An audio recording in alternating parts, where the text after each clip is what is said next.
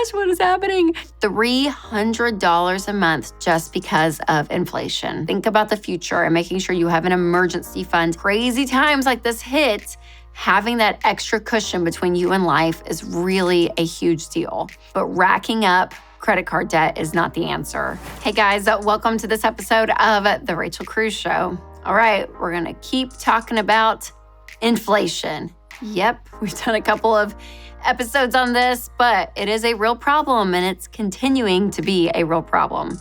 I read an article from NBC recently that said inflation will be costing the average American household an extra $296 a month. That's an extra $300 a month just because of inflation. You guys, it's crazy. I mean, $300, so that's your food, that's your gas, everything. It's going up by $300, and it's a big deal. Finding an extra $300 a month is not always easy. So let's go over some tips on how handling your money right now and ways you can adjust your budget can help you when it comes to inflation.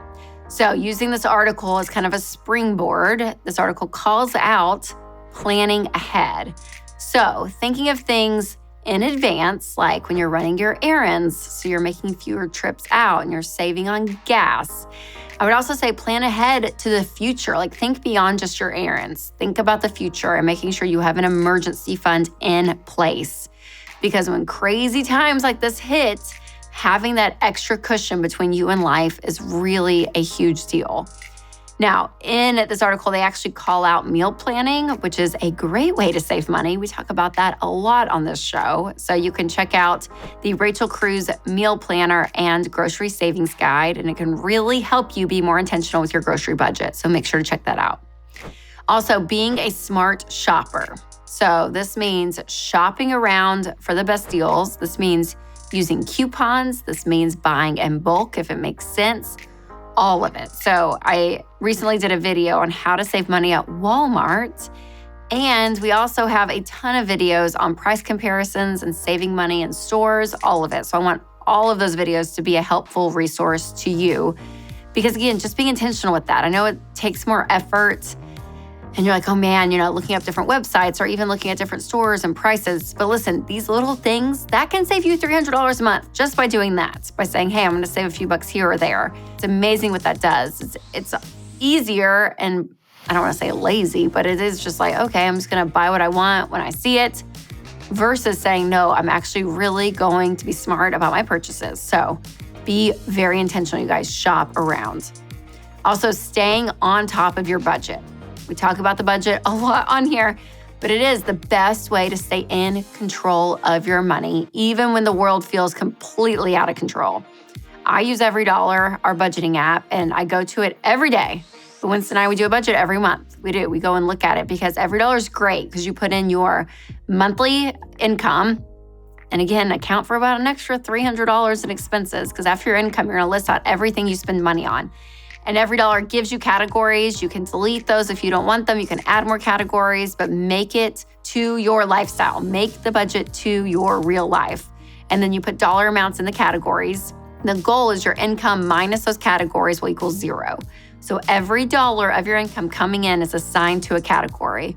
And then with EveryDollar, it's great because your transactions can come in and you plug in each transaction in the right category and your budget shows and reflects how much you have left in each category, all of it. So it's huge. And when you do this, what's great about it is you can actually cut back on some budget categories like eating out and clothes, entertainment, things that you don't need right now. That's why I love when a budget is visual. I hate when people are like, oh, I budget and it's in my head. No, being able to see it on paper or on your phone, visual is so key. So if you want to start budgeting for free today, go to ramseysolutions.com/everydollar. Not turning to credit cards. This is huge during this time, you guys. I mean, I know things can feel so unstable, but racking up credit card debt is not the answer. I'm telling you, it feels like, oh, this is a good safety net I can have just in case. But what happens is if your life is in trouble and you don't have the money to pay your bills and you go charge it on a credit card, then your life's in trouble and now you have a worse financial situation versus saying, hey, I'm gonna stop, I'm gonna figure out ways to bring in more income, I'm gonna find ways to cut back on my expenses. and forcing yourself to live below your means.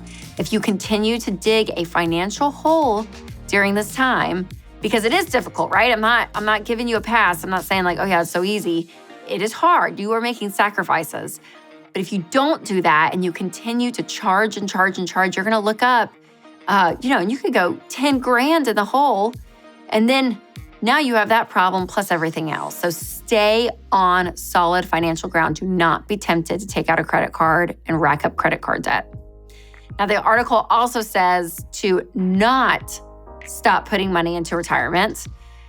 And I agree, but that's only when you're debt-free. So when you are in debt, you guys, pause retirement. I want all your money, any extra money you have going towards getting out of debt, building up that emergency fund, and then you can press play on investing. Now, if you're already investing, do not take money out of your retirement to cover extra expenses, okay? Do not do that. You get dinged because you're pulling money out too early and you're double taxed. So you pay, when you fund like your 401k, for instance, it is after-tax dollars that go into that. And then when you take it out early, you pay taxes again on that. So don't do it. Keep your money in the 401k, just leave it alone. It's so important. Let that money grow. But again, if you're in debt or don't have an emergency fund, pause that for now, then press play once you're debt-free and have money saved. Listen, I know it's difficult. It's so hard. It's not fun. None of us are at the gas pump being like, yes! That's how much it took to fill up my car. We're all like, oh my gosh, what is happening? So it's not fun. It hurts. It's not fun. So you want to be in control and be intentional. Do not throw your hands up in the air and be like, God, this all sucks. I'm just going to keep living my life. I'm not going to worry about it. I'll worry about it later. No, I don't want you to worry, but I do want you to be intentional right now. Okay. So the more buckled down you can be during this time, not only are you creating great money habits by doing that, but you're not setting yourself back financially. So make the adjustments you need to make. Again, no matter how hard it is, which it stinks, but it is the reality in which we're living in. So I hope this helps you guys. I hope that it wasn't too hopeless. I hope that it really did give you some ways to adjust your budget and help during this crazy time of inflation, because I want you to take control of your money and create a life you love.